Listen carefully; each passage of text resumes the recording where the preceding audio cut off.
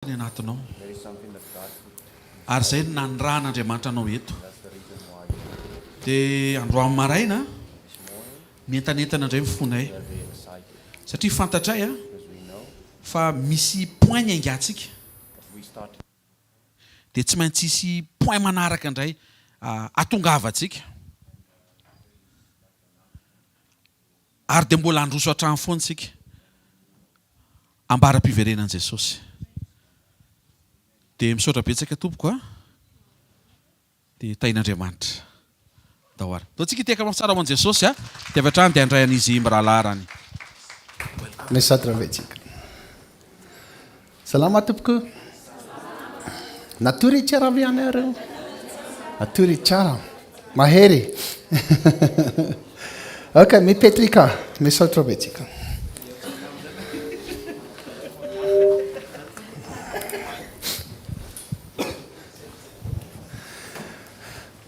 So can I just ask before we start, who was there on Saturday morning? Afaka manontany ve hoe izavy nanatrika tamin'ny sabotsy maraina? So everybody. Who wasn't there on Saturday? Izany tsy teo tamin'ny sabotsy maraina. Okay, so this might be a little bit strange for you now because you didn't do the test, but it's okay. There's going to be another time. Tsy mampaninona satria tsy nanao an'ilay test fotsiny nareo tamin'ny sabotsy fa mbola isy fotoana manaraka anaovanareo an'izany. Just to summarize for the people that wasn't here. Mba amin'ity nanoan'ny olona izay tsy nanantona izay tsy tonga tamin'ny sabotsy. There was 70 questions you had to answer, practical questions in life. Dia nisy fanontaniana 70 izay tokony valiana fanontaniana izay afaka apetraka eo amin'ny fiainana andavanandro. And through that there was a discovery about yourself. Dia ao anatin'izany dia misy fahitanao hoe iza momba ny tenanao. And maybe, brother, somebody can just give a short testimony for the people that wasn't here about their discovery.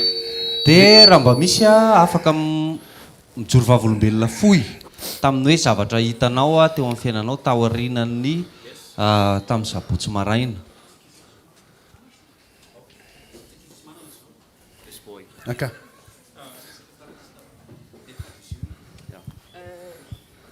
Voninahitra an'Andriamanitra ihany ijoroako vavolombelona eto. Za tany ampianarana rehefa mardi izay dia amin'ny fito ka hatramin'ny sivy misy heure d'étude. Dia zay j'ai décidé hoe tsy hanao an'ilay heure d'étude zay fa hanao fotoam-bavaka kely ohatry ny cellule kely. But he decided not to study but to do some like prayer. Okay. Dia ohatry ny naheno feo hoe ataovy le izy fa aza misalasala mihitsy dia nataoko le izy. He heard a voice like do it, don't hesitate. Dia nanomboka an'le izy aloha zay dia nisy vehivavy zany dia nasaiko nijoro vavolombelona. Dia nijoro vavolombelona tamin'ny zavatra nataon'i Jesosy ny fiainana izy dia avy eo dia nitomany be izy dia hoe hatramin'izay zany izy sy nalala mihitsy hoe misy kay ny fiainana mandrakizay dia misy ny fahaverezana mandrakizay. Dia nanomboka teo zay dia mivavaka foana zay ho an'ny fianarana sy ny établissement rehetrarehetra zany. Dia voalohany indrindra aloha le fanomezam-pahasoavana azoko fiantrana sy fitariana. Dia zay aloha resaka tamin'le fitariana dia tamin'le fiantrana indray amin'le fiantrana za tsy mazaka hoe tezitra amin'olona elabe zany. Dia rehefa ohatry ny misy olona tezirako ohatra dia tsy mazaka tezitra aminazy elabe fa to dia je pardonner kingana be le olona dia voilà. Misaotra betsaka. He's forgiving the people very quickly. Okay. Even when they do wrong. And it's good to have this kind of discovery even when you are still young. Dia tena tsara ihany koa mahafantatra an'izany zavatra izany na dia mbola kely ary izay nao. So I want to encourage the people that didn't go through everything to do it soon when we're going to start with the courses. Dia mampahery ny hafa koa izay mbola tsy nanao an'ilay izy hoe rehefa manao an'ilay sekoly manaraka tsika dia hanao an'izany ihany koa. I just want to stop and say this man is now a papa. Yesterday morning he became a dad. You can, they know. Everybody understands. Omaly teraka somatsara amin'ny vadiko vavy kely.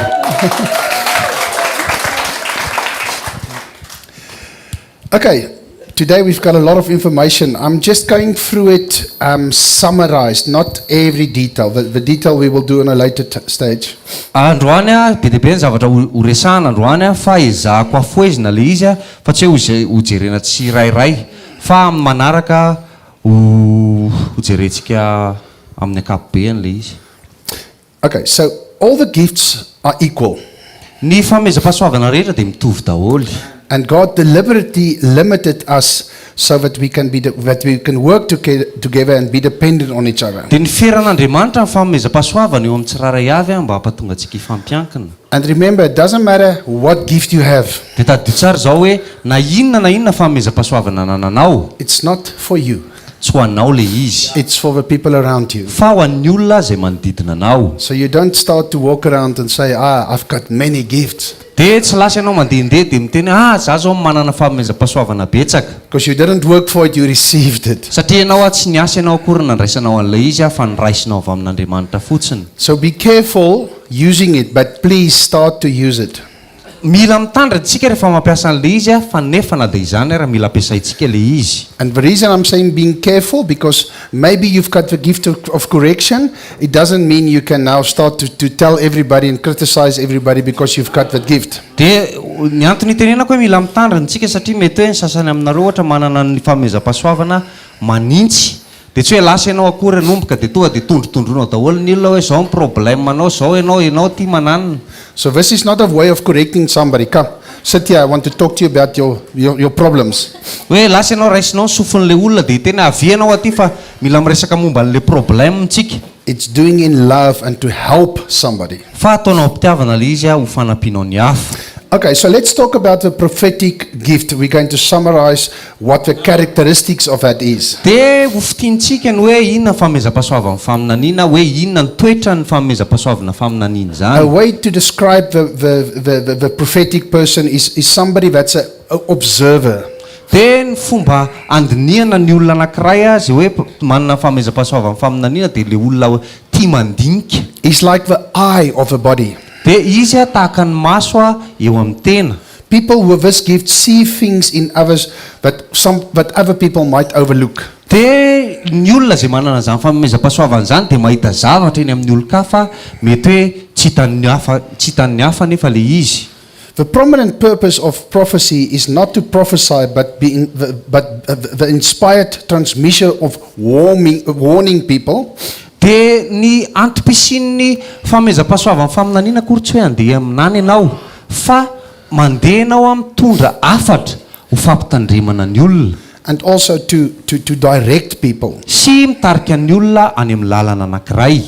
The prophetical motivation person is the observer, is practical, sensitive to God's will. Dia ny olona izay manana famezam-pahasoavana faminaniana dia olona mandinika sy tena malina be amin'ny sitrapon'Andriamanitra, amin'ny fahenoana ny sitrapon'Andriamanitra. The Greek word is prophetia.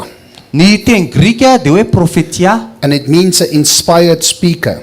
Dia ny dikan'izany dia hoe mpiteny misy inspiration. And some characteristics about a prophetic person. Dia ny toetoetra ny olona ara-paminaniana koa dia zao. He can distinguish between good and evil. Dia mora ho azy ny manavaka ny hoe ty tsara dia ty ratsy. It's like I previously said, it's a black or a white person. Tahaka ny teneniko tany aloha hoe na mahita mainty na mahita fotsy. It's right or wrong or true or false. There's nothing in between. Na marina na diso. Tsisy ninona eo ampovoany. So, okay.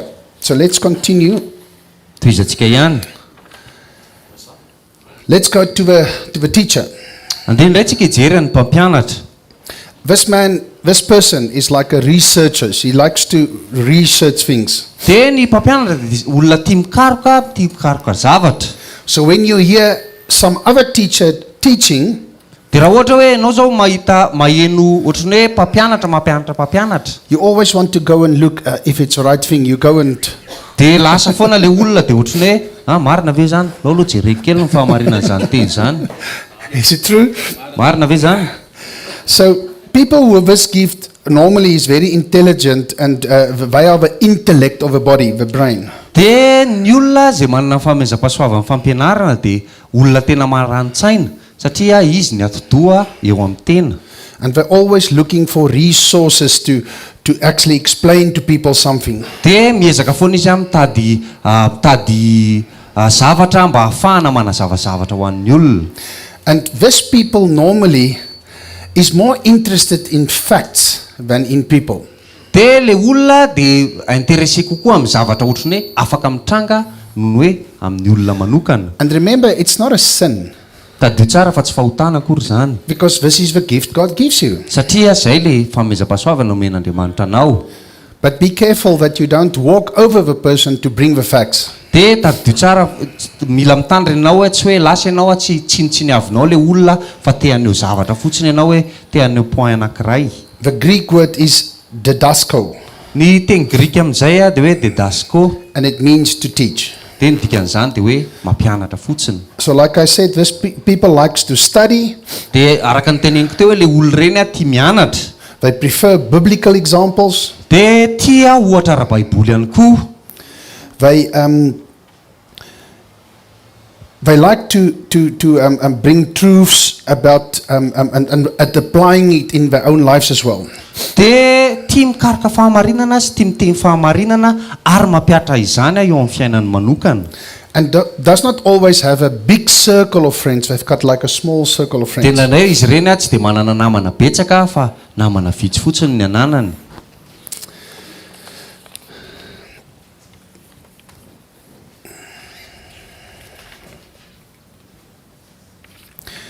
Okay, the third one, I just want to get the translation right here. The third one is the encourager, the corrector.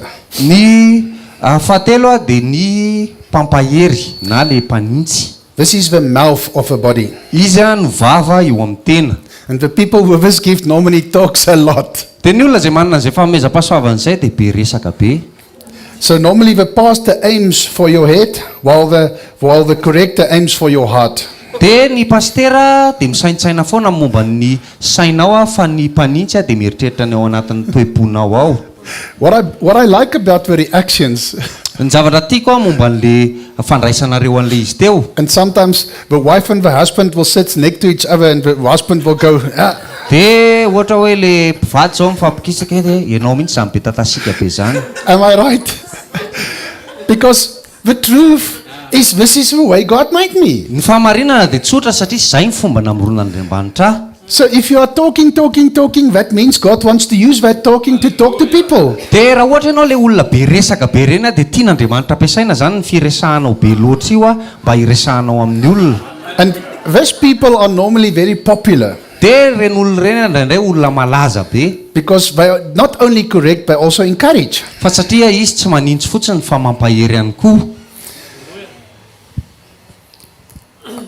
The word here, the Greek word is paraklesis, ny teny grika amin'izay dia hoe paraklesis and it means to walk with people. ny dikan'izany dia hoe miara-mandeha miaraka amin'ny olona The characteristics of these people is they want a visible reaction when speaking to people. dia ny zavatra mampiavaka ny ery zareo dia hoe te hahita zavatra mivaingana izy rehefa miresaka amin'ny olona So it's not only I want to talk to this person, you want to follow up and want to see some movement.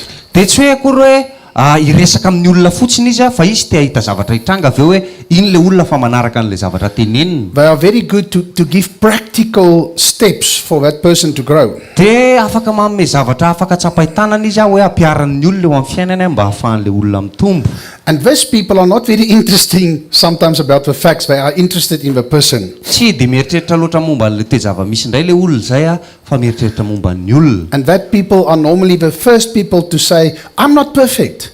dia le olona zay dia miteny foana hoe za akory tsy lavorary I'm not helping you because I'm perfect. I'm helping you because God has put on my heart. za akory tsy hoe miteny aminao hoe te hanampy anao satria lavorary fa za te hanampy anao satria napetraka Andriamanitra tao anatiko zany These people normally needs a soundboard, so they will discuss with the family. I want to help that person. I want to do this. Is it the right thing? dia indraindray le olo ireny mila ohatrany hoe mila maheno zavatra foana indrindrindrindra fa ao anatin'ny ankonany mba ahafahany miteny hoe afaka manampy anao amin'izao zavatra zao na afaka manampy anao amin'izao zavatra It's zao. not a white and a black person. Tsy le olona karazan'olona le hoe na mainty na fotsy. So like the prophet will say, that is right and that is wrong. Ny mpaminany zao hiteny hoe zao ny fahamarinana dia zao ny lainga.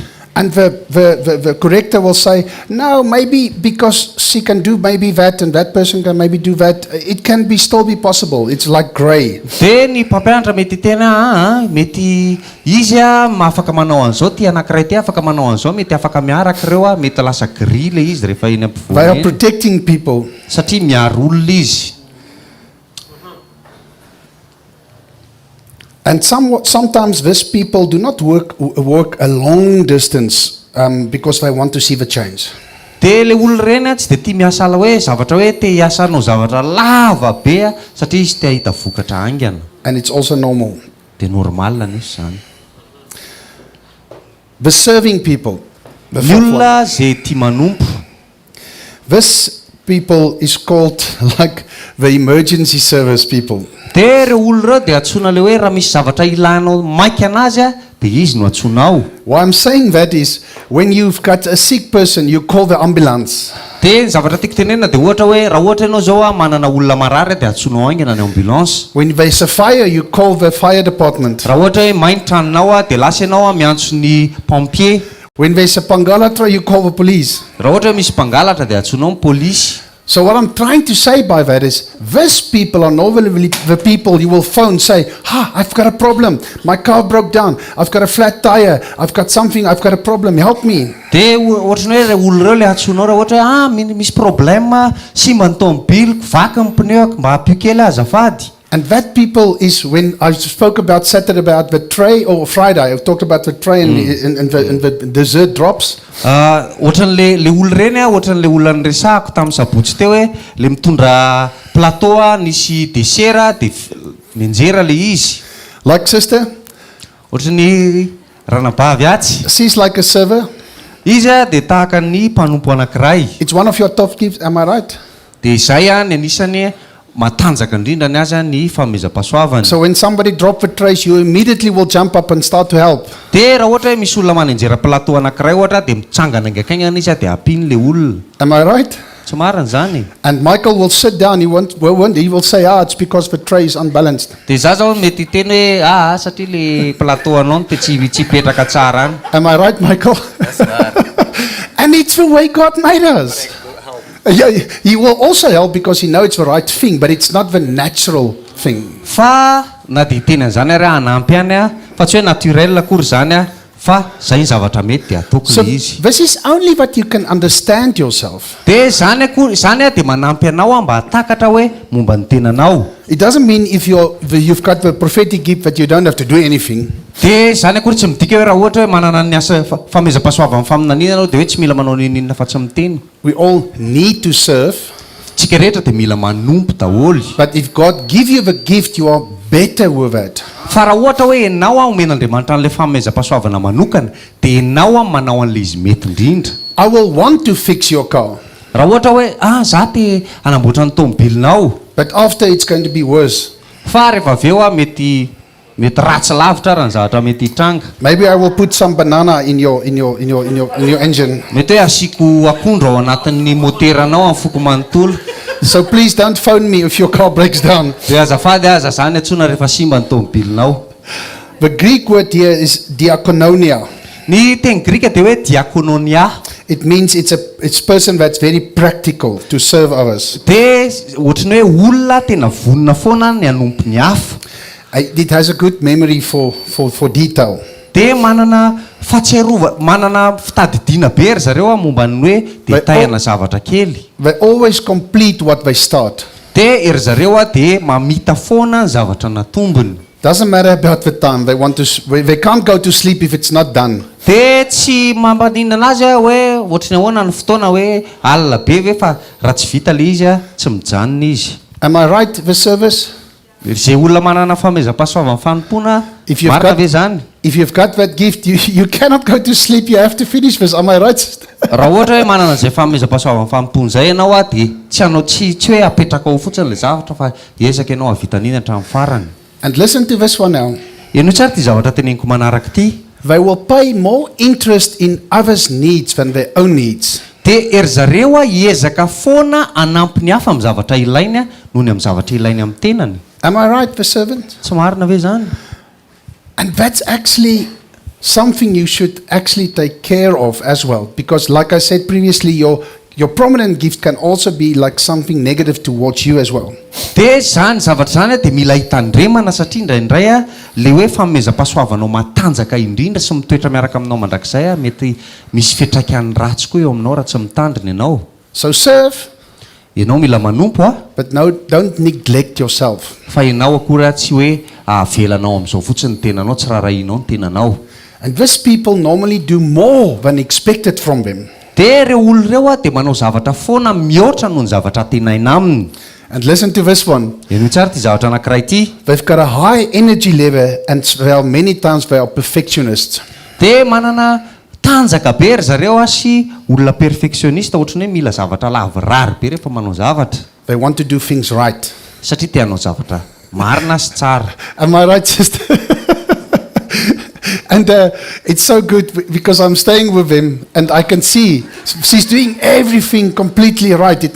Nothing must be out of place. It must be correct. The lights must be switched on. The water must be everything, and it's good. Dia satria za miaraka mipetraka amin'ny ery zareo dia hitako daholo hoe ny jiro tsy maintsy mirehatra eny ambony latabatra milamina tsara daholo ity zavatra ity mipetraka etsy a tsisy zavatra mikorotana mihitsy.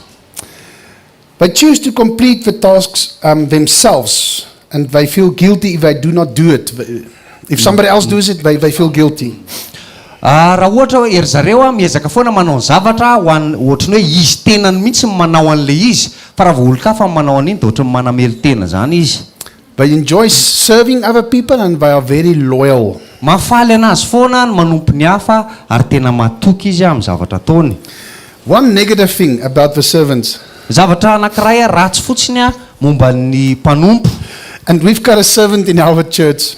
Dia isika rehetra dia manana mpanompo ao anaty fiangonana. He will help you anytime. 2 o'clock in the morning. He will work until 5 o'clock. He won't even go to work if he wants to fix whatever what happened to you. Dia anampy anao izy a rehefa atsonao na amin'ny 2 maraina ary a anao ny zavatra rehetra izay mpanaovinao anazy a na ohatra hoe amin'ny 5 maraina izy mila hoe voavita ilay zavatra mpanaovinao anazy ny alina tontolo izy ny asa dia ho ataony ilay izy. But he always gets irritated if other people doesn't want to help. Fa ianao a dia indraindray a ohatrany hoe masorenanao zany rehefa mahita hoe ianao miasa mafy a nefa ny olona tsy te hanampy anao. It's the truth. Fa marinany zany. So you must know that somebody else doesn't have that gift, so it's not a normal reaction from them. Dia ianao a mila mahafantatra zany hoe ny olona sasany mety tsy manana an'izay famezam-pahasoavana fanompony izay a dia satria tsy normal ho anazy ilay izy. That people find it difficult when people want to serve them as well. Dia sarotra ho an'ireo olona ireo ihany koa ny manaiky hoe hotopony ny olon-kafa izy.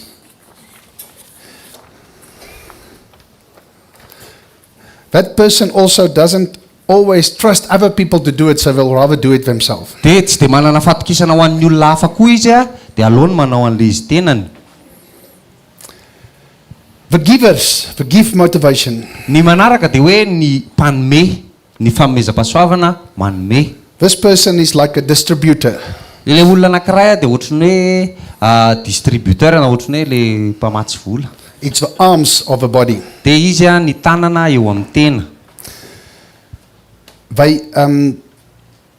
This person is normally the last one to realize because the left hand usually doesn't know what the right hand does. Dia matetika dia izay olona izay foana mahafantatra zavatra farany satria zavatra ataon'ny tanana kavanana tsy fantatry ny tanana kavia. And it's a good thing. Zavatra tsara nefa zany. This person normally shares a lot the same as the characteristics as the leader. Dia ilay olona mpanome a dia manana toetoetra mitovy amin'ny mpitarika ihany koa. This person, you must not confuse this gift Be careful not to confuse it with the one. Let me just get my facts right here. Oh, this person is normally very bold in the giving. Le olona zay dia tena manana fahasahiana rehefa manome. And this person has got an inner motivation to see things happening. Dia manana fanetanana manokana izy ao anatiny ao mba te hahita zavatra hitranga. The Greek word here is metadidomi, Ny teny Grika dia hoe metadidomi. and it means to partake. Dia ny dikan'izany dia hoe fandraisana anjara. This person normally gives much more than just money. Dia ity olona ity dia manome mihoatra lavitra no hoe famezana vola fotsiny. They like to give things away. Like if you like shoes, they say, take it. Dia afaka manome zavatra ho anao izy ohatra hoe raha tia kiraro ianao tianao ohatra ny kirarony dia omeny anao le izy. And they like to feel part of a ministry where they are allowed to give if they want. Dia tena mahafinaritra ny ry zareo rehefa avela izy ao anatin'ny asa fanompona anankiray hoe avela manome. And then they want to see progress. Dia satria izy te hahita vokatra. They believe that their house, their car, their money, all the possessions, it belongs to God. Ery zareo koa mino hoe ny zavatra rehetra izay ananany dia an'Andriamanitra avokoa. Ny trano, ny fiara, ny vola, sy ny sisa. They are very diligent with a tendency to succeed. They want success. Dia ery zareo te hahita foana hoe mahomby izy amin'ny zavatra ataony. They normally have a good business sense as well. Dia manana fahaizana mandraraha ihany koa ery zareo. And they don't like to waste money. Dia ery zareo tsy tia mandandany vola amin'ny zavatra tsisy dikany. And they are very easily, they can see, this man has got a different motive. So they've got a good, strong sense for what must happen in the progress of ministry. Dia izy mahafantatra ohatrany hoe manana fahaiza-mamantatra ohatrany hoe tia olona anankiray ity ohatr' izao ity olona anankiray ity alao tsy mananana an'izao amin'ity fa tena te hahita nefa izy hoe zavatra ohatrany hoe fivoarana ao anatin'ny fanompona. What this person should also be careful for is not to control when they give something. Dia mila mitandrina ihany koa izay olona izay fa tsy hoe rehefa manome izy dia izy ny fehany zavatra rehetra. This people normally is trying to tell people, please, you must give, you must give. Dia re olona ireny dia manentanentana ny olona foana hoe enao mila manome, enao mila manome. And sometimes this people, and I really know a person like that, when they give, they think their responsibility is finished. Dia za mahafantatra olona betsaka, mahafantatra olona ohatra izany mihitsy hoe mieritreritra le olona hoe rehefa avy nanome izy vita ny anjarany. So I will give money for this outreach, but I'm not going to pray, I'm not going to, you don't send me pictures, I've given you money, so leave me. Dia ry zareo ohatrany hoe satria za zao efa nanome anao vola tamin'ny le asa fanompona izay ho ataonao aza mandefandefa sary aty aza za tsy hivavaka ho an'izany za tsy hivaky-lony amin'izany fa efa nomeko anao tany ny vola dia zay izay anaovanao azy ihany.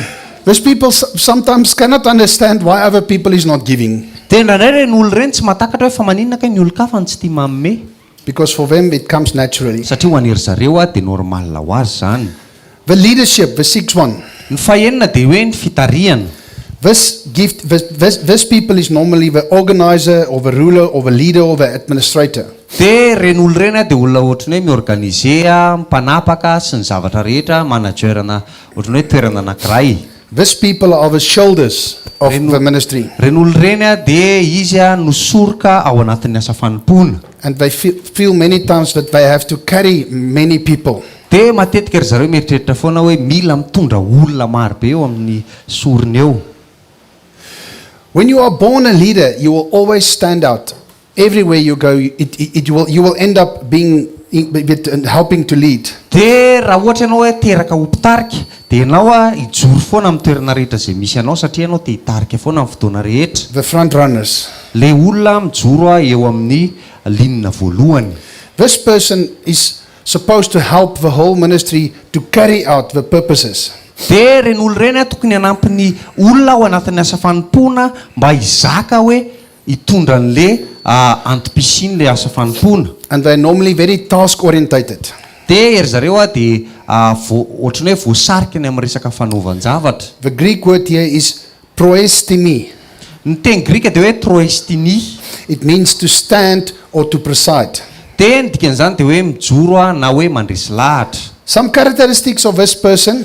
Ny zavatra mampiavaka ny le olona ohatr'izay They are good communicators. de olona mahay miresaka tsara ry zareo. They explain ideas of our organization very clearly, so everybody understand them. De ry zareo mampita ny hevitra sy ny ohatra hoe vision an'ny organisation anankiray de tena hainy tsara mihitsy ny manazava azy. These people normally feel comfortable with authority structures when there's good structures in place. De mahazo aina kokoa izy rehefa misy mipetraka tsara daholo ny lamina rehetra ohatra ny hoe ty ny fahefana rehetra mipetraka amin'ny toerana tokony isy azy. They normally don't like to be controlled. De ry zareo tsy de tia fehezina loatra.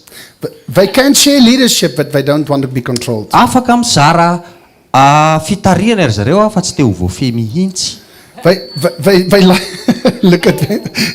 They normally like a long-term goal. De ry zareo matetika de tia zavatra ohatra ny hoe zavatra lavitra. They plan ahead long before. Ohatra ny hoe alohany anaovany zavatra de fa ela be izy nanomana an'iny. They're always bringing new projects of new ideas. De mitondra foana izy hoe tia misy projet vaovao tia misy hevitra vaovao. And they like a challenge. De tia challenger zareo. This is the visionary people. De ry zareo le olona ohatra ny hoe olona manana vision. And they've got a broad perspective. De manana fomba fahitana zavatra malalaka be. I like to see all the reactions because you can see, this is me. De tena tiako be mahita an'le fomba fandraisantsika anazy satria ohatra ny hoe mieritreritra za mihitsy zany. They like to oversee. De ry zareo koa tia manara-maso. And they delegate easy. You take that, you take this, you do that quickly. Bring that drums, come here quickly. Re ohatra ny hoe baiko hoe enao manao an'izao enao manao an'izao enao manao an'izao eto aty ry batery ry eto aty ry zao ry. And it's good because everybody can't help. De tsara zany satria ny olona rehetra afaka manampy. Because where do they take it now? Satria ohatra ny hoe aiza ry no entina le izy rehefa tsisy mitarika hoe aiza ny tokony So hitondrana you le need izy. two. De You need the leader and the server. enao mila ny mpanompo sy mila ny mpitarika miaraka. So like the other days, the leaders, while I was busy there teaching, they saw, my papers is too much, and they bring something to help me immediately. De ny mpitarika zao nahita hoe satria be loatra le taratasy tetỳ amiko de lasa ry zareo nitondra zavatra hoe ty rangaha metrahanao an'le izy And that's the practical reason we need leaders and servers. de zay mampatonga ny hoe azo tsapaitanana mihitsy ny ilanao an'le hoe ty mpitarika anankiray sy ty mpanompo anankiray ao anatina toerana anankiray. A leader normally likes, they've got fulfillment and joy when a goal is achieved. De ny olona zay mpitarika de manana fifalipoa so ohatry ny hoe faly izy amin'ny zavatra anankiray rehefa ohatra hoe ny zavatra anankiray nataony de naomby le izy. And listen to this one. Eno tsara ty zavatra anankiray ty. They can sometimes be insensitive to the needs of people. De indraindray ry zareo de tsy de mivaky lolo loatra ny zavatra ilain'ny olona. And don't be harsh on yourself, De aoka ianao akory tsy ho mafy be amin'ny tenanao because that's not how God made you. satria tsy zay akory namoronan'Andriamanitra anao. But be careful that you don't walk over people because of it. De mila mitandrina fotsiny ianao hoe tsy haniratsira olona satria ianao manana an'izay fitarihan'izay.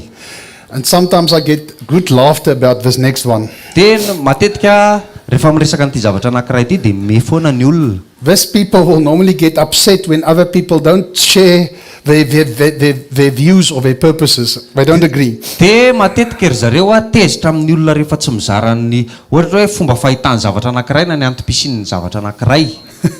Am I right? Tsy marina zany. And this people tends to, the negative thing is they tends to be quiet because they don't want to be criticized. De matetika ry zareo ny zavatra ratsy momba ny fitariana de indraindray te angina izy satria tsy te ho kritikena. But please be bold and share because the people need to hear that. De enao mila manana fasahiana satria ny olona mila maheno an'le zavatra. They can sometimes abuse people to achieve a goal. De indraindray tena ampiasainy diso mihoatra lolo loatra ny olona indraindray rehefa te hatratra tanjona anankiray izy. They sometimes neglect themselves and their families because of that purpose. De indraindray na ny ankonany sy ny tenany raha tsy rarahiny mihitsy noho ny amin'ny antom-pisina zavatra anankiray. That's why sometimes you see in ministry the children, they don't want to follow God because the father was always busy. De zay mampatonga anao mahita indraindray ao anatin'ny asa fanompoana indraindray ny zanaka pastera ohatra tsy te hanaraka an'Andriamanitra tsy te hanompo an'Andriamanitra satria tsy hitany eo mihitsy ny rainy sahiran-dava. These people normally wants to do things very quickly. reo olona reo a dia tia hita zavatra ohatrany hoe rehefa manao zahatra dia tia hita vokatra haingaina be. And they get irritated when people are very slow. Dia matezitra anazy a rehefa ohatrany sokatra ny olona. Am I right? So God has given them the ability to achieve and accomplish a goal. Dia Andriamanitra nameny ry zareo ny fahafahana mba hatateraka tanjona anankiray. But I say again, leaders, Mba averiko indray ry mpitarika. don't walk over the people to complete the task. Aoka ianao a tsy haniratsira olona mihitsy a hoe satria ianao te hanatratra tanjona anankiray dia tsy iratsirainao ny hafa. Amen. Amen. The last one is the mercy gift. Dia ny farany dia ny fanomezam-pahasoavana amin'ny fiantrana na amin'ny famindrapo. This is for people with lots of compassion. Dia ilay olona tena manana fiantrana be dia be, miantra olona betsaka. They are the heart of a body. Ery zareo a ny foa ao anatin'ny tena. They are controlled by the heart and not by the head. Dia ery zareo a tarihan'ny fony fa tsy tarihan'ny lohany. So sometimes I will take myself as an example. I will help somebody. Dia indraindray a raisiko ny tenako a ohatra anankiray ohatra hoe za te hanampy olona anankiray. And my wife will say, that people is abusing you and they don't even give you money and they are very rich. So why do you do it for them? Dia hozy izy mivadika hoe ianao manao zavatra ohatra zao amin'ny olona ararotin'ny olona fotsiny ianao, olona manan-karena be reo nefa manao zavatra ho anazy ianao nefa tsy omeny vola akory. And I will tell my wife, I don't care, Dia hozy mivadika hoe tsisy raha raiko an'izany because this is my heart. satria zay ny ato anatin'ny foko. I want to help irrelevant. Te hanampy a tsy misy tambiny. And listen to this now. Ino tsara ty zavatra manaraka ty. And maybe there will come some tears now because this is the truth. Mety hitomany ny sasany aminareo satria zao ny fahamarinana. This is the people that normally carries the most hurt in their life. Ireny a dia olona izay mitondra ny hoe ratra betsaka indrindra teo amin'ny fiainany. It's the people that was violated the most in their life. Hoe le olona izay nararotina betsaka indrindra teo amin'ny fiainany. See, even me, I'm getting tears now. Tena za raha te hitomany zao. Because if you hear my story, Fa raha ohatra henonao ny tantarako how I was hurt, hoe ohatrany ahoana nandratran'ny olona, trampled on, nitsakitsahana, I tell you, God wanted to use me for these people. dia noho ny amin'izay anton'izay dia izay ny antony mampatonga an'Andriamanitra mampiasa anahy ho an'ny olona izay mila fiantrana. And today, by the grace of God, I continue to do it because it doesn't matter, because I must help. Dia noho ny amin'ny fahasoavan'Andriamanitra dia tohizako ny fanaovana an'izany fa tsy maninona. So graag Lurika. The person motivated by mercy shows their compassion with cheerfulness and joy. Dia ny olona izay maneho ny fiantrana eo amin'ny hafa dia maneho fifaliana sy fientanentanana foana ihany koa. Just as the serving people, these people are also the doers. Dia tahaka an'ilay olona mpanompo a dia ery zareo koa dia olona tia manao zavatra. They are also the feelers. Dia ery zareo a le hoe olona matsapa. You will tell your husband, I just feel I need to go to Michael to help him.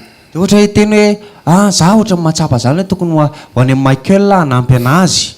And they are sensitive to the needs of others. Dia tena malina ery zareo a amin'ny zavatra ilain'ny hafa. And they are very sensitive in themselves and get hurt easily. Dia mora kely ao an'ery zareo a no ohatrany hoe malina be amin'ny tenany ary mora maratra koa nefa. Am I right, mercy people? Tsy marina ve zany ry olona mpamindra fo?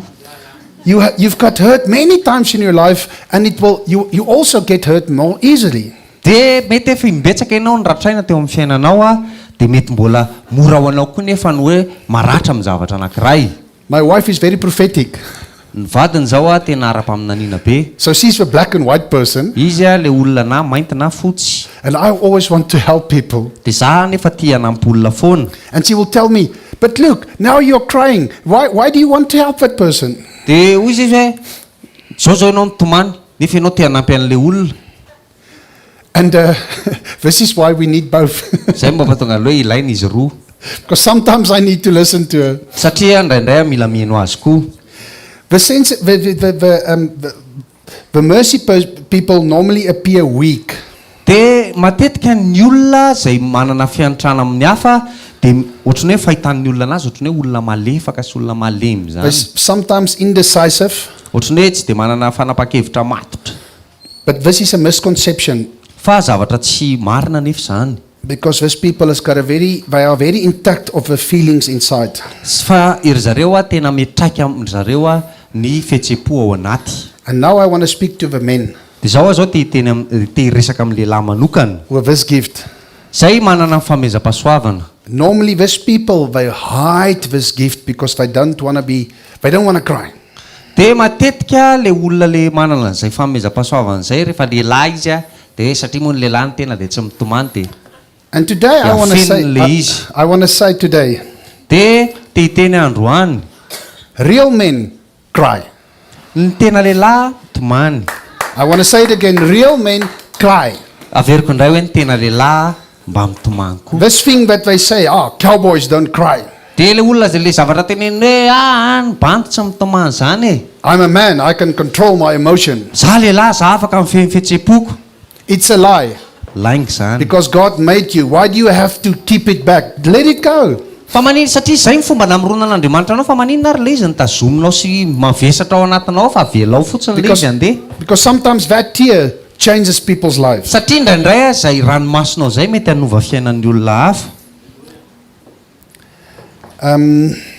The Greek word here is eleo. Eleo. Ny teny Grika dia hoe eleo. It means compassion or to have pity.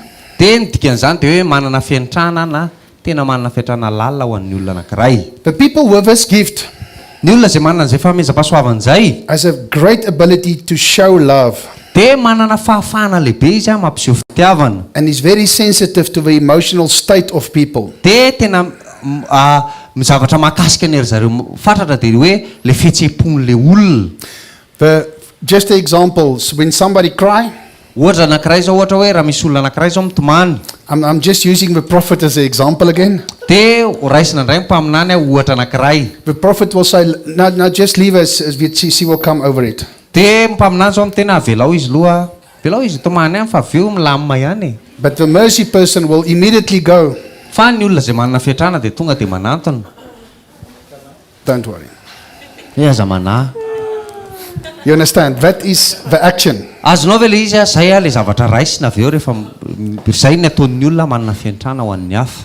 These people are normally more concerned about the emotional situation than the physical one. Dia le olona ireny a dia mieritreritra lava amin'ny fihetseham-pony a noho ny amin'ny toe-batany. So if you've got a cut, it's not that bad for them. Dia raha ohatra hoe misy nanataka ohatra ny tanana tsy dia raharahiany loatra le But izy. if you've got a cut here or here, they will want to help. Fa raha ohatra ianao marary ny sainao na tsy hoe marary saina hoe adala akory fa hoe misy problème anatin'ny sainao na ny fonao a dia anampy ery zareo. These people loves peace, Reny olona ireny a dia tia fiadanana. and they normally the peace brokers, Sy olona izay mpitondra fiadanana foana. and they are grieved by broken relationships. Dia mampalahelo an'ery zareo sy mampitomany an'ery zareo rehefa misy ohatrany hoe fifandraisana rava. These people normally give preference to others, especially the weak. Dia le olona ireny a dia ohatrany hoe ny tena tiany foana dia le hoe le olona malemy. This person is very trustworthy Izay olona izay a dia tena olona azo atokisana. and therefore trust others quickly. Dia mora ho an'ery zareo koa nefa ny matoky ny olona hafa. They normally very cheerful. Matetika ery zareo a dia tia manome akalalahana It's a now person. hoe le amin'izao zavatra ilaina zao. And they sometimes not in a hurry at all. They can take lots of time. Dia tsy maika mihitsy izy amin'ny zavatra ataony a fa afaka maka fotoana lava. The mercy person is especially hurt when others do not understand their mercy. Dia ny olona izay manana fanomezam-pahasoavana ny famindrapo a dia matetika maratra rehefa tsy azon'ny olona hoe fa naninona izy ny namindra fo. And these people are normally almost like the beauty of, because they show that compassion. Dia ohatrany hoe olona maneho ny endriky ny fahatsarana ery zareo a satria maneho fiantrana foana. And their actions normally helps people to overcome. Dia ny zavatra ataon'ery zareo amin'ny fiainana dia manampy ny olona handresy toe-javatra anankiray foana. Are there any questions regarding this gift? Misy manana fanontaniana ve momba ny fanomezam-pahasoavana izay resahantsika rehetra izay? And the characteristics of it, is it clear? Sy ny toetoetran'le izy a mazava ve? There is a question behind. Yes. Yeah, is it possible to have the gifts of prophetic and mercy? It is. She's asking, just asking. Ny fanontaniany dia hoe afaka mitranga ve hozy izy a ny famezam-pahasoavana hoe sady anananao famezam-pahasoavana faminaniana no anananao famezam-pahasoavana famindrapo na miantra olona. The reason I'm saying yes is because God gives you a clear scene from His side about some people's hurt. Ny antony itenenako an'ilay izy dia hoe Andriamanitra afaka manome anao a sary anankiray momba ny hoe zao ny ratra ao anatin'ny olona anankiray ohatra. Which one is the strongest? Dia iza amin'ireo matanjaka kokoa? The prophet or the mercy? Hoe iza matanjaka hoe le mpaminany sa le mpamindra fo? In your situation, which one is the strongest? Raha ohatra zao hoe ianao omen'Andriamanitra, raha ohatra hoe omen'Andriamanitra ohatran'ny hoe ampahitan'Andriamanitra olona anankiray hoe maratra ianao, dia avy eo amin'izay inona ny ataonao iza matanjaka kokoa, avy eo ny réaction anao hoe le mpaminany sa le mpamindra fo? I also have both, Za koa zao manana an'izy roa, but my mercy is higher. fa ny famindrapony ana ambony So it kokoa. will tend, like in the situation of dropping the dessert, Dia ohatran'ny hoe le ohatra ny momba le nanenjera desera ihany. I'll rather tend to say, okay, yeah, this man dropped it because it was not heavy, but don't worry. Fa za mety teny ty lehilahy ty nanenjera an'le izy fa tsy maninona. You can still use it both in situations, and God will show you the discernment when the balance must be right. Dia afaka ampiasainao anatina situation anankiray miaraka ery zareo, fa misy fotoana koa Andriamanitra afaka mampiseho anao hoe eto ianao no tokony ampiasa an'ity na eto ianao no tokony ampiasa an'ity. Does it make sense? Azontsika ve le izy? Okay, I just want to say we are not far from finished. I want to say that only Jesus had all the gifts. Alohan'ny amarana satria efa amaraparantsika dia tehiteny amintsika rehetra hoe Jesosy rery ihany no nanana ny famomezam-pahasoavana rehetra. And remember, Paul was saying he boasts in his weaknesses. Dia taddio tsara ny zavatra nytenenin'ny Paoly hoe izy ny reharefatratra ny amin'ny fahalemeny. So please, if you have many gifts, because there's lots of people that have maybe even 4 out of 7, or even 5 out of 7. Dia raha ohatra ianao zao olona karazan'olona le hoe manana famezam-pahasoavana be dia be, satria misy ny olona sasany mety hoe 4 amin'izy 7 ny anana na 5 amin'izy 7. You don't walk around telling people, I've got this one, and this one, and this one. Hey, Tsy hoe lasa ianao ireharehany amin'ny olona dia hoe za manana an'ity, tiako. I've got bad news for you. Za manana vaovao ratsy ho anao. The more gifts you have, the more God expects from you. Arakaraka ny betsaka amin'ny famezam-pahasoavana izay omen'Andriamanitra anao dia betsaka ihany koa ny fanantenan'Andriamanitra sy ny fiandrandrann'Andriamanitra zavatra eny aminao. And that is why I realized I cannot do a normal job anymore. God wants to use me in full-time ministry because of what He gave me. Dia izay mampatonga ana ohatrany hoe nanapa-kevitra hoe za tsy afaka ohatrany hoe manapa-kevitra hoe hiasa ohatrany hoe miditra amin'ny fito dia mirava amin'ny 10 ohatra ohatrany hoe asa mahazatra ny olona satria izay ny antsoin'Andriamanitra anao ao anatin'ny asa fanompoana feno. I want us to read Ecclesiastes 5, Tiako vakintsika ao amin'ny bokin'ny mpitoroteny toko 5, verses 17 to 18. ny 17 fa 17 sy 17. Mpitoroteny toko 5 ny 17 sy ny 17.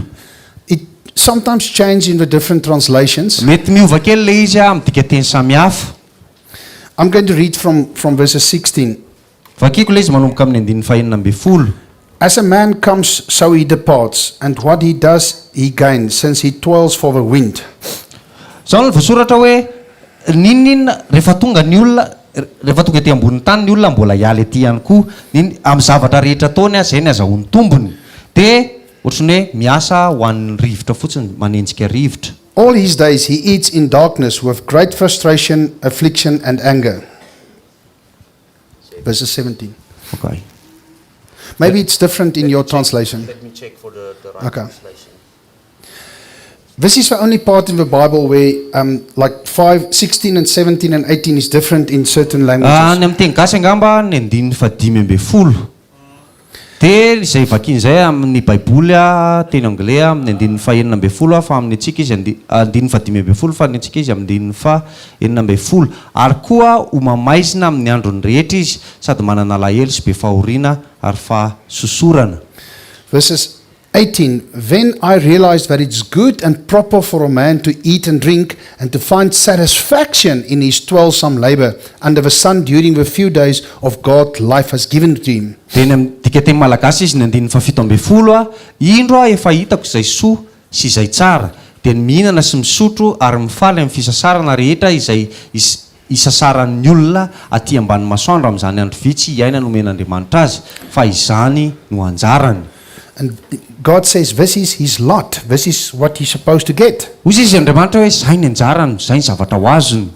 Verses 19. Moreover, when God gives any man wealth and possessions and enables him to enjoy it, to accept this lot and be happy in this work, this is a gift of God.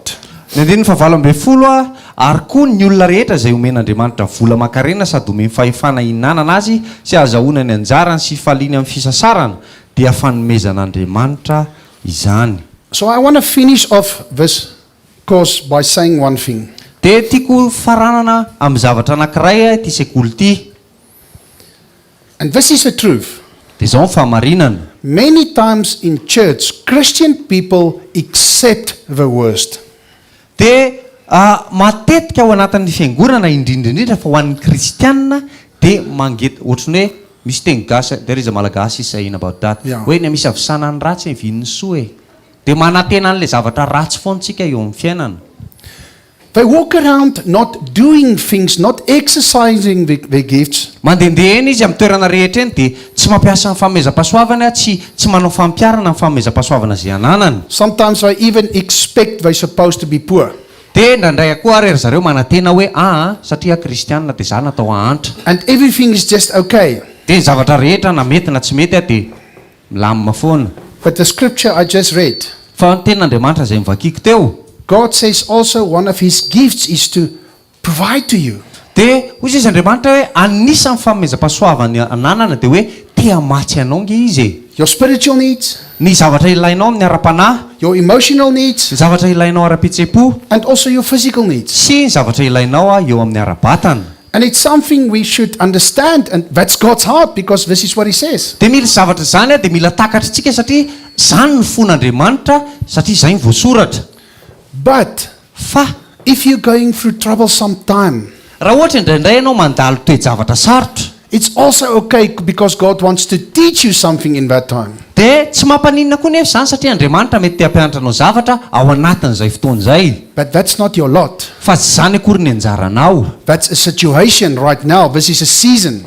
Fa izay fotsiny toe-java misy amin'ny fotoana anankiray satria sezon anankiray fotsiny andalovanao. So the reason God took the Israelites through the desert to the promised land Ny antony nitondran'Andriamanitra ny Israelita hiala tany amin'ny dezera ho any amin'ny tany Kanana. his heart was the promised land. Ny fon'Andriamanitra tamin'ny voalohany dia hoe ny azahoany ny zanak'Israely ny tany nampanantenana azy. The desert was to form, Ny dezera dia hoe amolavolana, to build character. mba hananganana toetra tsara. And this is the same in church. Dia mitovy amin'izany koa ny ao anatin'ny fiangonana. So when you go through trouble sometimes, say to yourself, God, what do you want to teach me in this season? Dia rehefa mandalo toe-javatra sarotra ianao ao anatin'ny fiainanao dia manontania an'Andriamanitra hoe inona kay ny zavatra tianao ampianarina anahy ao anatin'izao toe-javatra izao. And I want to finish off with like a 1-minute testimony. Dia tia marina amin'ny fijoroana vavolombelona mety hoe ao anatin'ny 2 minitra. Remember I told you I've got like a small wooden business at home? Tadio tsara hoe niteny taminareo aho hoe izaho manana fandrarana anankiray momba ny resaka fandrafetana ao an-trano. And last Sunday we were praying because there was no sales. Remember?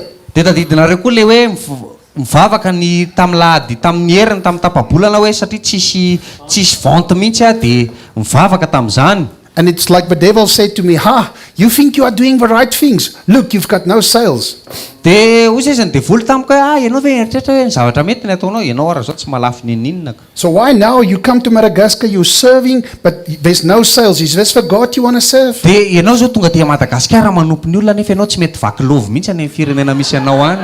And I said to the devil, I praise God in the good and the bad. Dia zao niteneniko tamin'ny devoly hoe izaho midiran'Andriamanitra foana na amin'ny tsara na amin'ny ratsy. And I just want to say, yesterday, Dia hoy izy teny indray omaly we had the best sales this whole year.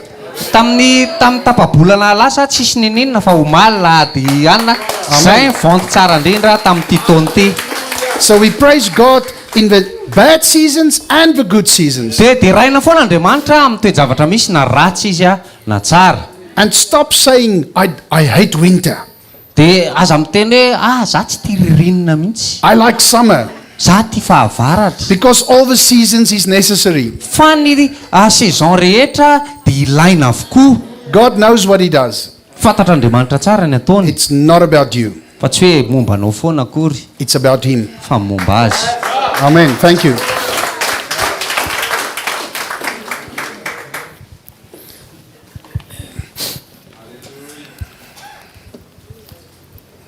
Manasantsika hitsangana to dia isaotran' Jesosy sika matika an'izay No. lesona fiainana fahamarinana tsy tokony ohatra ny nidirantsika teto ny alantsika eto rehefa avy eo tokony mitsakotsako sy mivavaka ataovy mahatonga anao tonga eo anatrehan'Andriamanitra ny fandrenesanao le fahamarinana mba hahafahanao tena hoe mandroso tsara miaraka amin'ny tompo afafantaranao dia misaoran'Andriamanitra amin'ny fonao manontolo ankasitrao hoe isan'le nandrenao tena mitsotra aminareo marina fa tena privilège be dia misaora azy mety nisy lesona tsy henonao afaka maka MP3 ianao afaka miverina amin'ny Jesosy Facebook misy manuel tokony ho zaraina tonga dia isaory fotsiny aloha Andriamanitra mankasitra azy isaory azy le saison androany araka ny teny mpanompony teo misaora azy ny amin'ny fanomezana nomeny ianao aza vela isy fanameloha-tena ny anatinao any ty tsy ananako isaory ane le anananao ary mankasitran'Andriamanitra fa tena taona ahafahanao mivelatra miaraka amin'Andriamanitra ty taona ty satria fantatrao tsara amin'izay zao hoe aiza zany ny afaka irosonao matotra miaraka amin'Andriamanitra taona fahamatorany ty taona ty misaora azy misaora azy misaora azy raha eo amin'ny anaran'i Jesosy Kristy avy Nazareta misaotra sy mankasitraka anao zay na amin'ny asa arbidiny fandaminanao ny sekoly androany maraina misaotra ny amin'ny fanatrehanao misaotra ny amin'ny mpanomponao ampiasainao irahanao miaraka aminay misaotra ny amin'ny fanainao masina miasa misaotra ny amin'ny fananganana misaotra ny amin'ny fanamboarana misaotra ny amin'ny fanasitranana ihany koa misy zavatra be dia be sitrana tompo atao anatin'ny nanazavanao hoe inona ny napetraka ao anatinay raha isondera ny laza ny ajara ny voninahitra mandrakizay misaotra ny amin'ny fiainany tsiraray avy misaotra ny amin'ny fanomezana omenao ny tsiraray avy misaotra ny amin'ny toetra ny tsiraray avy nataonao zay unika ifanaraka amin'ny programa feno voninahitra avy aminao amin'ny anara maherin'i Jesosy Kristy avy Nazareta amen mahazo toerana vetivety anao fanatritsika ho voninahitry ny tompo raha mety misy mbola tsy nanatrika tamin'ny zoma sabotsy ka mangetahety ianao na manana fahaterena anome eo ampanompon'Andriamanitra dia manantona ny pastoriaja vetivety ianao satria efa any daholo le fahafanana angonina ampitiavana tsy ankaterena fa malalaka tsara avy any anaty dia hitahanao Andriamanitra mazava be le teny rehefa manana rehefa tsapanao hoe reto ny gift na ny fanomezana nomen'Andriamanitra anao izy izy dia lanjalanjainao miaraka amin'ny fitarian'ny fanamasina ny fahafahanao mampiasa an'le izy azonareo amin'izay izy mba ho tonga any amin'ilay résultat fa tsy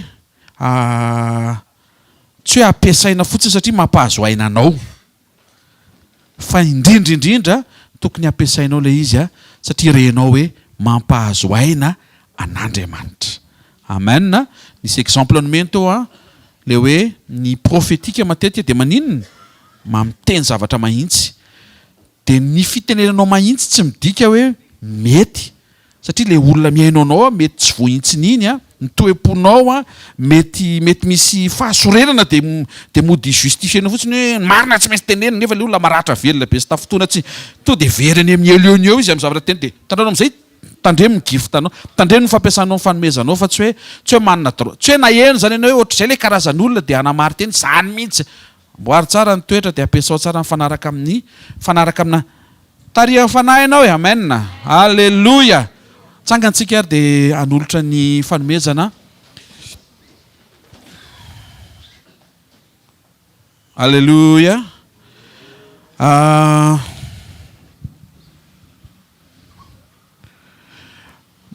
tompoko nilaza ianao ndray maraina nitsoro vavolombelona ianao fa raha tonga ty ianao dia tsy niandry nininina ary na ny séminaire natao ary dia nataontsika maimaimpona satria nandray mamaim-pony ianao dia mandray mamaim-pony zay ary izara l'izy mamaim-pony ihany koa kanefa mahatsapy zay a hoe tena voata ary ao anatin'izay fahatsapahany zay a dia misokatra amin'ny fonay hatramin'ny zoma hatramin'ny herinandro ambony moa zany dia efa nanome ny mpiara-manompo sy izay nanatrika satria misy tsy afaka nanatrika isan'andro moa dia tsy ahasolo ny charge anao mihitsy le izy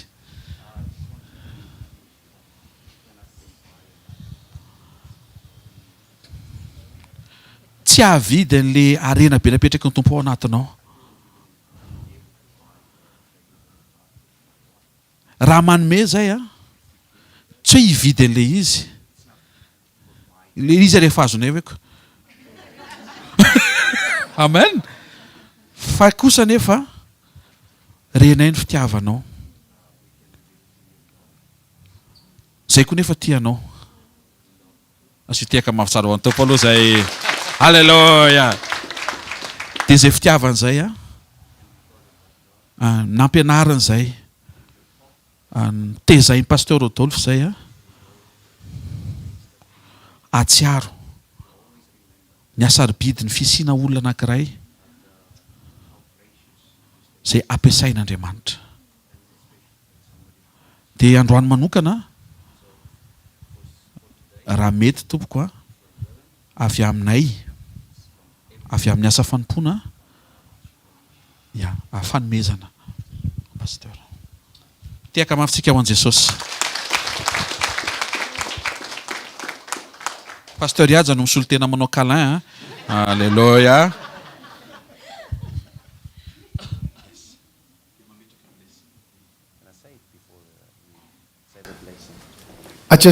Before I say thank you, Michael, he exercises his gift now to say something. Alohan'ny isorany a dia teteny zavatra kely a tamin'ny zoma tentsika tamin'ny sabotsy nanao an'le questionnaire 70 naverina foana hoe mila honnête tsika amin'ny valim-panontaniana tadio tsara fa zavatra mampidi-doza ny fangatahanao zavatra amin'Andriamanitra tsy ho ampiasainao akory hoe ianao mangataka amin'Andriamanitra hoe manipetraka le fanontaniana dia hoe za te ohatr' izany Jesosy dia valianao eny le izy nefa tsy izay mihitsy ianao dia lasa ianao a angatahan'Andriamanitra napetraka Andriamanitra ao anatinao le izy ianao nge rehefa mangataka dia omeny fa avy eo amin'izay ataonao inona le izy tsy hoentinao irehare hoe za koa mety hitovy amin'i Jesosy satria za manana an'izy anankifito fa hoentinao mpanetretena foana le izy anomponao ny hafa tsy natao anao le izy averina foana hoe tsy natao anao a hafa mifanomezana hoe rehefa anniversaire anao dia homena cadeau ianao dia iny anao fa mifanomezan'Andriamanitra mifanohatra amin'izay zay zavatra homen'Andriamanitra anao a tsy natao anao velively fa nataonao anompona ny hafa foana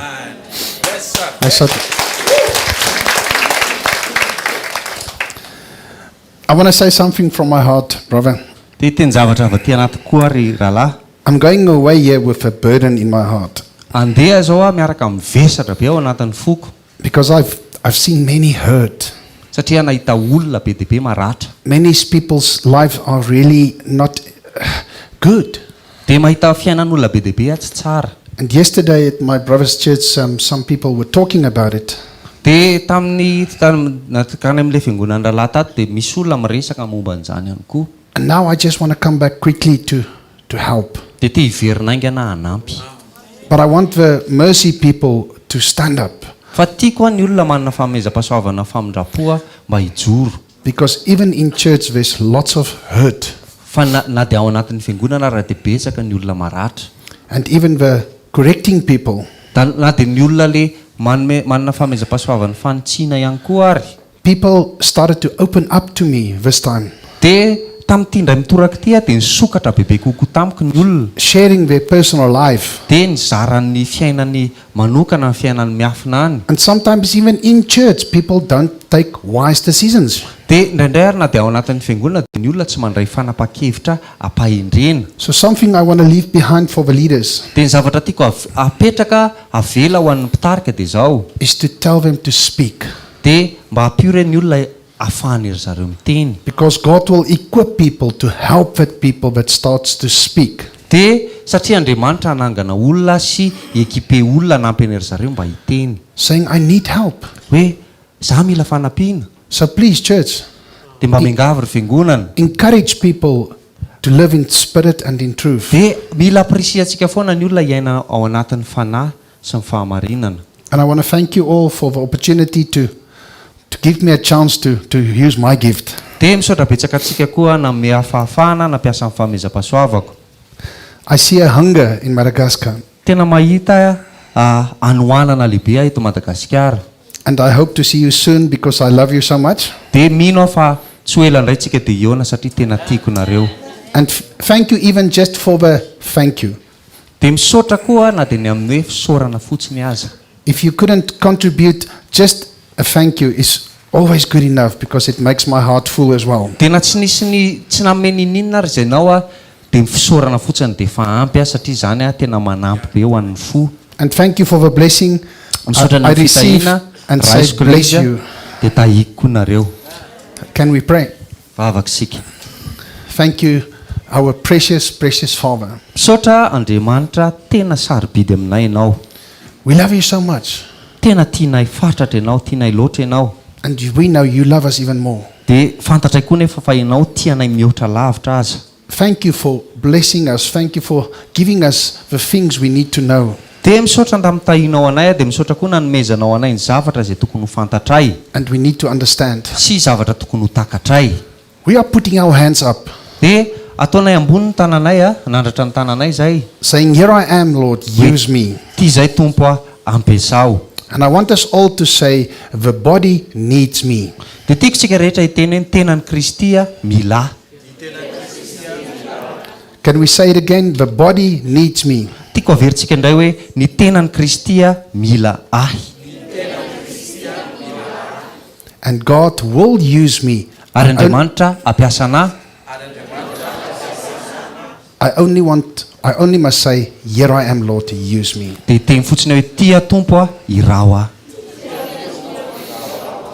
May God bless you and keep you, and may His face shine upon you and give you peace. Hita ianao ane Jehova ka hiaro anao nandrotra ny tavana aminao ane Jehova ka hamindra fo aminao. Nandrotra ny tavana aminao ane Jehova ka hanome anao ny fiadanana. In Jesus' name. Amin'ny anaran'i Jesosy. Amen. Amen. Mesautra betsika.